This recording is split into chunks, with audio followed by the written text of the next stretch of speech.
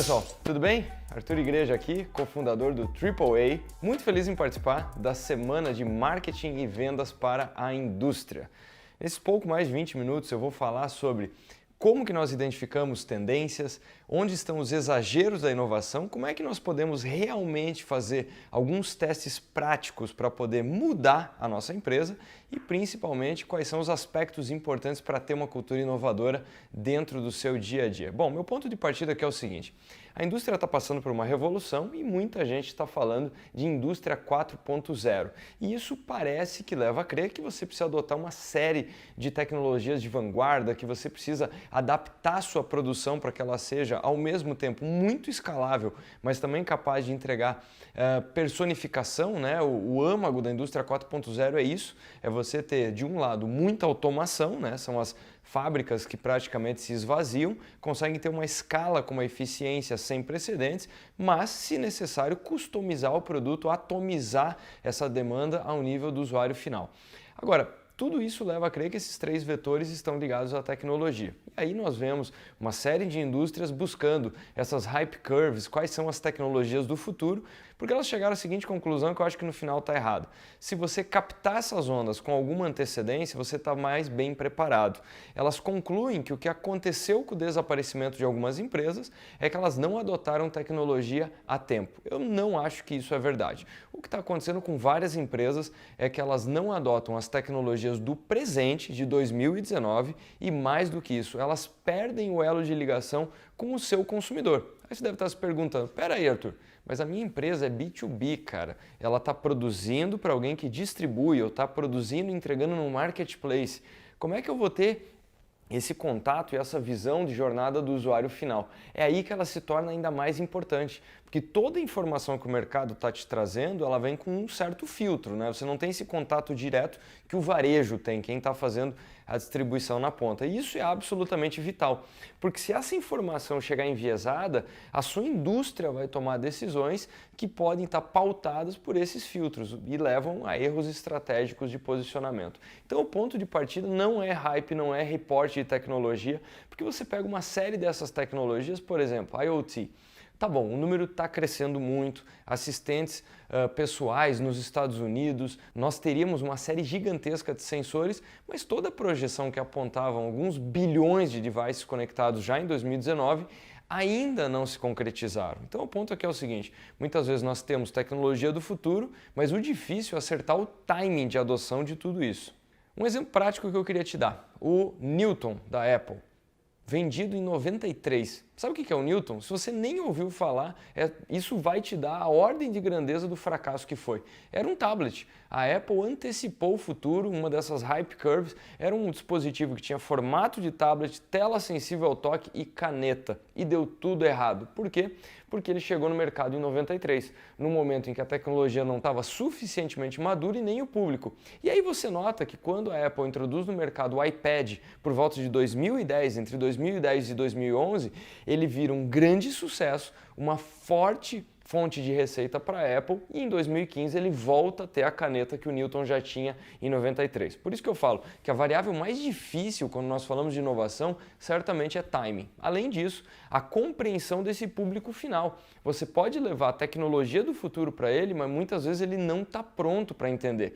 E o nosso desafio atual é o seguinte, né? Compreender que nós temos basicamente 3 gerações radicalmente distintas. E aqui eu não estou falando de idade. Idade é um fator cada vez menos importante para conseguir clusterizar as pessoas. E quais são essas 3 gerações? De um lado, um público 100% analógico. Nós somos uma espécie de elo de transição, e de outro lado um público 100% digital.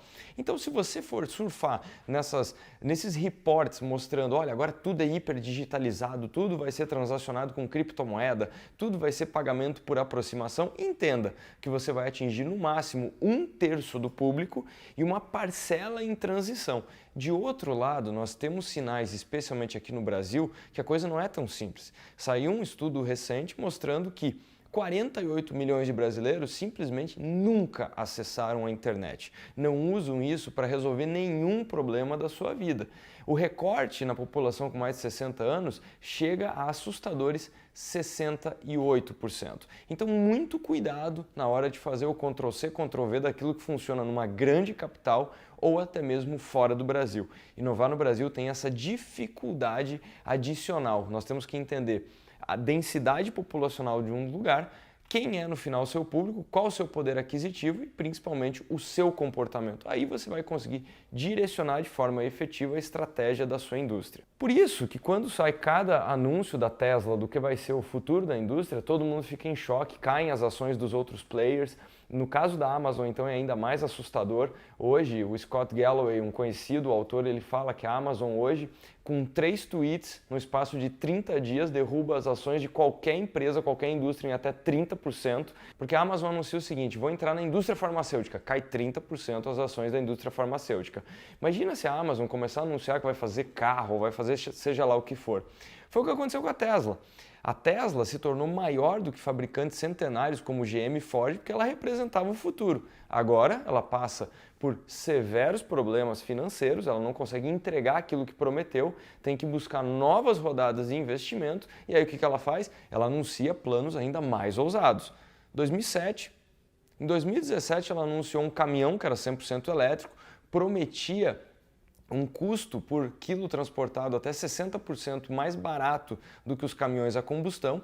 Recentemente ela anuncia uma bateria que vai durar 20 anos e vai prover 1 milhão de quilômetros rodados para os seus carros elétricos, o que vai habilitar o transporte autônomo. A Tesla pretende colocar os robotáxis na rua, vai fazer isso com os caminhões e quando mais uma vez você bate o olho nisso e fala, meu Deus, é o fim da transportadora, é o fim da indústria, o que vai acontecer com isso? E aí que você nota que a Tesla não consegue resolver o desafio centenário da fabricação em escala. Aquilo que os outros players, as outras montadoras levaram simplesmente décadas para conseguir ter toda essa compreensão e esse know-how. Onde é que eu quero chegar com tudo isso? Inovação na indústria nem sempre é tão radical e na ansiedade de adotar todos esses temas de indústria 4.0, nós esquecemos de alguns aspectos bastante básicos, tangíveis, que nós podemos mudar sim no dia a dia de forma mais prática. Então o que está mudando? O que está sendo produzido, isso é bastante óbvio, mas não se assuste. Então quando você lê uma notícia a respeito de impressão 3D, alguns alarmistas falam o seguinte: impressão 3D vai ser a disrupção da manufatura, não teremos mais grandes fábricas. E aí em espaços criativos você começa a ver uma série de indústrias que alocam os seus labs de inovação. E um traço muito comum é ter uma impressora 3D para fazer prototipagem e levar de forma muito rápida esses produtos para o consumidor final. E aí vem um questionamento: será que todo consumidor final vai querer? Será que todo consumidor final vai querer ter uma impressora 3D? Será que a escala faz sentido? Por exemplo, quando Nike e Adidas anunciaram que iam vender tênis como arquivo e não mais na loja para ser impresso, qual a sua frequência de troca de calçado? Será que vai justificar ter uma impressora 3D só para isso? E será que uma impressora 3D comum vai conseguir fazer algo tão específico como um calçado? Eu acredito que nós estamos a anos-luz de fazer tudo isso. Então esses protótipos, eles mostram tendências de mercado, mas nem de perto esse fim da manufatura. Eu acho que a indústria está ficando cada vez mais relevante, cada vez vai ganhar mais notoriedade. Isso vale também para o transporte, para uma série de cadeias de valor, porque o pessoal fala o seguinte: o produto não será mais produzido, ele vai ser impresso, então é o fim do transporte. Ora, se a impressora 3D tiver tanto sucesso, da onde vai vir a matéria-prima, o elemento de impressão? Então perceba que todos esses exemplos que são muito extremos, eles denotam uma realidade que não acontece no curto prazo e você não precisa se assustar tanto assim. O que não quer dizer que você não tem que mudar as coisas, muito pelo contrário. Inovação é um hábito disciplinado, diário que a sua empresa precisa ter, mas sem desespero. Esse desespero que ficou muito comum, especialmente nos últimos anos. Conheça agora o Clint Educação. Explore materiais digitais, artigos, cursos exclusivos e ferramentas desenvolvidas para elevar o nível do mercado digital no Brasil. Então eu diria que que o termo transformação digital e toda essa onda da inovação teve um florescer nos últimos anos, mas nós ainda vivemos uma série de exageros, nós estamos compreendendo e ganhando sabedoria em relação a tudo isso. Bom, dentro do tema desse evento, que é marketing e vendas, quais são os dois temas que eu acho que são os mais importantes para a indústria? Primeiro ponto, não perder esse contato com o consumidor final, mesmo que você esteja dentro de uma cadeia longa. Mais uma vez, talvez você fabrique, isso vai ser levado para um warehouse, que vai para um primeiro distribuidor, que vai levar numa loja local e lá na ponta está o consumidor. Você tem que encontrar algum meio de encontrar esse consumidor final e entender a mudança de hábito dele. Aí você vai conseguir captar de forma mais nítida o que todas essas tendências tecnológicas querem dizer para aquela pessoa, para que aí sim você faça uma moldagem diferente do modelo de negócio da sua indústria. Não simplesmente faça uma viagem para o Vale do Silício para entender a disrupção da sua indústria, para depois tentar encontrar parceiros de negócio que vão concordar com a sua visão. A estratégia aqui é muito contrária, nós temos que entender o público e aí usar as pitadas corretas de tecnologia e inovação no passo de mudança que ele está sinalizando. Então a primeira dica fundamental aqui é essa, encontrar canais de aproximação com o consumidor final. A segunda coisa que é muito importante, entender que para o seu produto ter crescimento, isso não mais está ligado a fazer publicidade e propaganda. O consumidor, ele tem cada vez mais empoderamento de informação, eu costumo falar muito sobre a simetria de informação que foi para o lado de quem demanda um produto e serviço, não mais para quem vende. Então, se você voltar lá no passado, a indústria tinha muito poder de informação porque só ela sabia fabricar um produto. Ela perde grande parte desse poder em virtude dos modelos de distribuição. Quer um exemplo prático?